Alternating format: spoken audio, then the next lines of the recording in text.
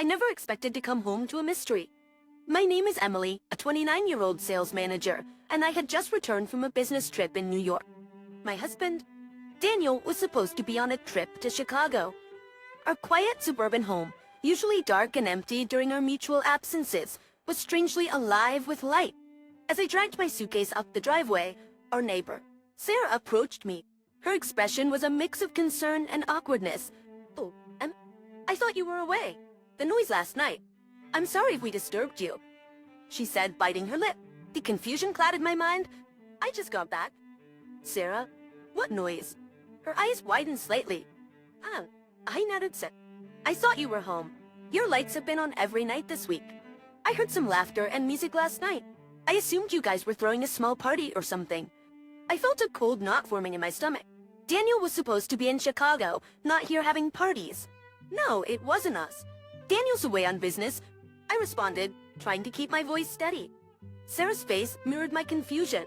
"That's odd." "Well, we'll come back, though, Emily." With that, she retreated, leaving me with a growing sense of unease. Inside, the house felt different. It was too neat. The air held a faint scent of perfume. Not mine. I moved through the rooms, my heart racing. Deftly, then I saw them. A pair of red high heels by the bed, shoes I had never seen before. They sat there, silently screaming a truth I wasn't ready to face. I needed answers, and I needed them fast. Dialing my in-laws. I put on my best cheerful voice. "Hi, Linda. Hi, George. I have a great idea. How about a surprise dinner for Daniel? He's supposed to come back tomorrow. Let's pretend I'm still away and give him a surprise welcome." Their enthusiastic agreement did little to ease the dread coiling in my gut. As I ended the call, I knew one thing for sure. Something was terribly wrong, and I was about to uncover it. The stage was set, and the plays were about to assemble. The truth awaited, and I wasn't sure I was ready for it. The evening was cool and quiet as Linda and George, my in-laws, pulled into our driveway. Their faces were bright with excitement for the surprise. I greeted them with a forced smile, masking the turmoil inside me. "Emily, darling, this is such a fun idea. Daniel will be so surprised," and chirped as she hugged me. I nodded, leading them inside. "He thinks I'm still out of town. Let's hide in the living room and wait for him to arrive." The tension was palpable as we settled in. Just the unfamiliar pair of high heels I'd found earlier glared at me from the corner, a stark reminder of the betrayal lurking in my own home. An hour passed, and then we heard the front door open. My heart pounded in my chest as we heard footsteps approaching. The living room door swung open, and there stood Daniel, frozen in shock. "Emily," I chose, "Mom, what's going on?" His voice faltered, I starting nervously. "What's going on?" His voice faltered, I starting nervously. "I've reached your prize," Linda exclaimed, but her smile faded as she took in Daniel's guilty expression. "Daniel, why are you so surprised to see your wife in her own house? And why do we hear rumors that you've been here all week?" George's voice was stern, his usual jovial demeanor gone. Daniel's face flushed red. "I had to come back early.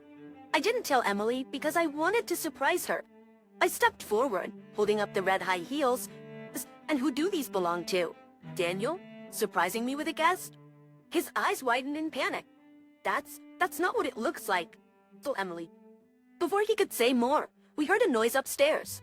Footsteps. Slowly descending, I felt Linda and George's bewildered gaze on me as a young woman appeared at the foot of the stairs. It was Rachel, a former colleague known for her flirtatious behavior and disregard for boundaries. "Daniel, who are all these people?" Rachel asked, her voice dripping with feigned innocence. The room fell silent. Linda's hand flew to her mouth and George's face turned to stone. I looked at Daniel, betrayal etching a deep scar in my heart. "Rachel, meet my parents and my wife." "Emily," Daniel stammered, his facade crumbling. Linda's eyes brimmed with tears and George's voice shook with anger. "You bring a woman into your marital home. This is how you respect your marriage?" The confrontation escalated as accusations and denials flew. Rachel's smug expression only fueled my growing rage. This was the breaking point, the moment my marriage turned to dust. As the night wore on, the truth became painfully clear. My world had been shattered, but from its ruins, a fierce resolve was born. Daniel and Rachel would not get away with this betrayal. The stage for revenge was set, and I was ready to play my part. The morning after the confrontation was heavy with unspoken words. Linda and George had left their disappointment palpable. I sat at the kitchen table, staring at the untouched coffee, my mind racing with cold, hard thoughts of revenge. Daniel emerged from the guest room, his eyes avoiding mine. "Emily, we need to talk," he began hesitantly. I looked up, my voice icy. "There's nothing to talk about. I want a divorce." He flinched as if struck. "Please." "Emily, it's not what you think. I was lonely. You were always away, and Rachel... It just happened." I slammed my hand on the table, startling him. "Just happened? You betrayed our marriage, Daniel, and in our home. There's no excuse for that." Daniel's attempts at explanation were feeble, filled with cliches and blame-shifting. It was clear he was more concerned about being caught than the actual infidelity. I stood up, my decision firm. "I'll be contacting a lawyer today. I want you out of this house." "But Emily, this house, it's ours," he protested weakly. Vexed, "No, Daniel. It's mine. You forget your credit was a mess. This house is in my name only. And remember, you've never paid a dime towards the mortgage." His face paled, realization dawning. I didn't care. The man I loved had been a facade, and I was done playing the forgiving wife. As I walked away to make the call, I could feel his eyes on my back, filled with desperation and regret, but it was too late. My heart had turned to stone. The lawyer was sympathetic and efficient. He had a strong case.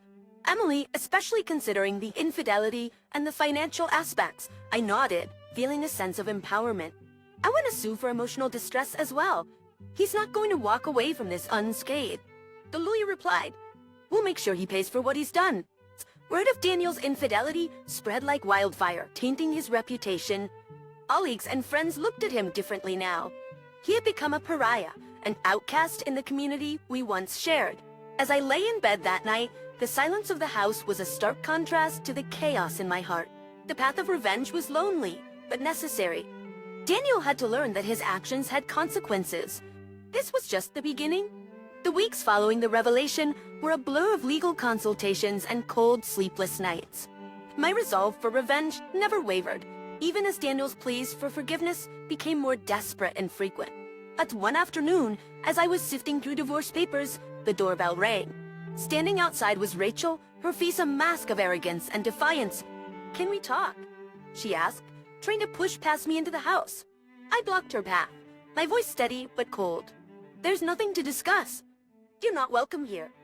Rachel's eyes flashed with anger. "Daniel loves me. You can't just throw him out like this. It's not fair." I couldn't help but laugh bitterly. "You talk about fairness after sneaking around with my husband. You're as delusional as he is." Her face contorted with fury. "You're ruining his life. And for what? Revenge. You pathetic." I stepped closer, my voice laced with venom. "Oh, Rachel, what's pathetic is a woman who preys on a married. You both deserve what's coming to you." She scoffed and turned away, but not before I saw the uncertainty flicker in her eyes. They knew their affair wasn't just a harmless fling anymore. It had consequences, and they were just starting to feel them. The news of the lawsuit and divorce spread like wildfire. Daniel's reputation at work crumbled. Whispers followed him everywhere, and his professional relationships soured. Rachel, too, found herself isolated, her manipulative charm no longer effective. The day Daniel was let go from his job, he came to me, a broken man. "Emily, please. I've lost everything. My job, my reputation. Isn't that enough?" I looked at him, feeling nothing but disdain. "You should have thought about that before you betrayed me. This is the bed you've made. Daniel, that's now lie in it."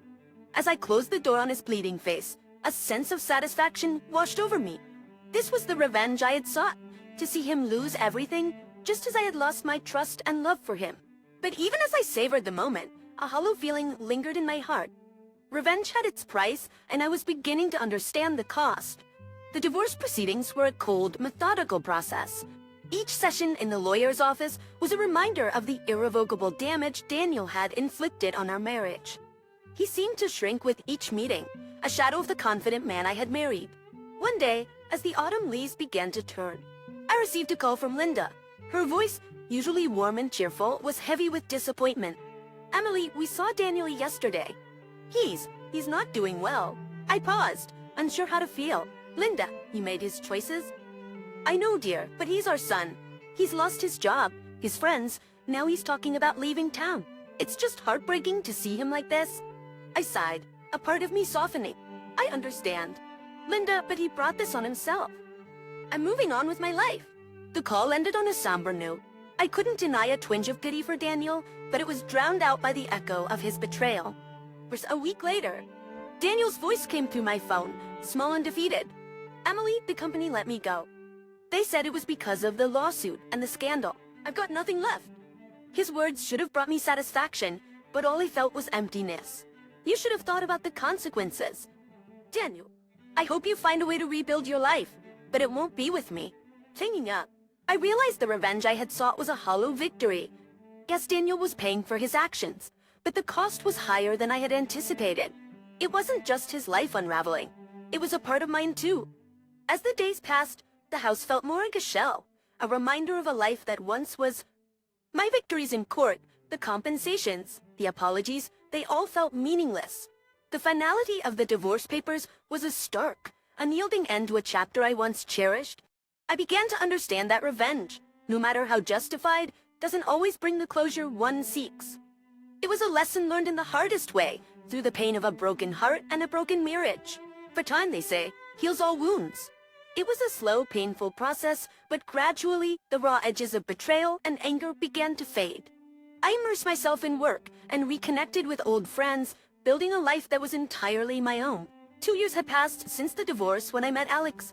He was different from anyone I'd ever known. Kind, understanding, and with a warmth that seemed to light up the darkest corners of my past. Because with him, I rediscovered what it felt like to trust and love again. And one evening, as we sat watching the sunset, Alex took my hand. Look, Emily, I know your past has been painful, but I want to be part of your future. Will you marry me? The proposal was simple, yet it filled me with a sense of hope I hadn't felt in years. Yes, Alex. I would love that. We married in a small, intimate ceremony. It was a new beginning, a chance to leave the shadows of the past behind. For a year into our marriage, I found out I was pregnant. The news brought a joy so profound it eclipsed the lingering bitterness of my previous marriage. When our son, Ethan, was born, holding him in my arms felt like holding a piece of the future, bright and full of possibilities. It was during one of these peaceful days that I received an unexpected call. It was Daniel. His voice was hesitant, a far cry from the confident man he once was. Emily, I heard you've moved on, that you're happy. I just wanted to say I'm sorry for everything. His apology, late and inadequate, didn't stir the old anger I expected. Instead, I found myself feeling indifferent. Thank you, Daniel. I've moved on. I wish you well.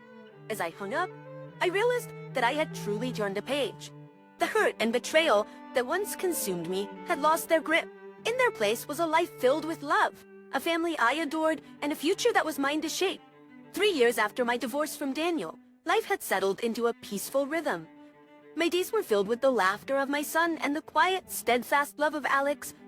The shadows of the past had dimmed, replaced by the bright promise of the present. One crisp autumn afternoon, as I pushed Ethan's stroller through the park, I spotted a familiar figure on a distant bench. It was Daniel. He looked older, wearier, a stark contrast to the man who once shared my life. Our eyes met, and in a moment of unexpected courage, I approached him. Emily, how have you been?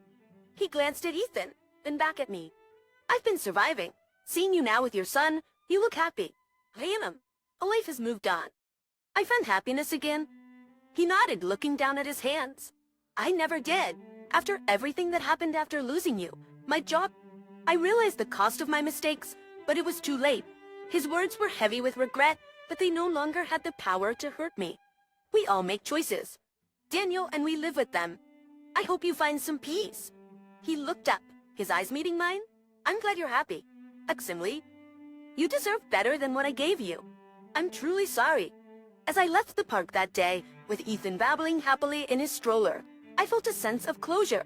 The final chapter of a painful part of my life was concluding, and the future stretched out before me, filled with hope and light. In the end, the greatest revenge was not in seeing Daniel suffer, but in building a life of joy and love beyond him, a life where the scars of the past were just faint lines, testaments to my strength and resilience. Versus a life where the scars of the past were just faint lines, testaments to my strength and resilience. I walked home that day with a light heart, ready to embrace whatever lay ahead. The journey had been long and fraught with pain, but it had led me to a place of peace and contentment. And for that, I was profoundly grateful.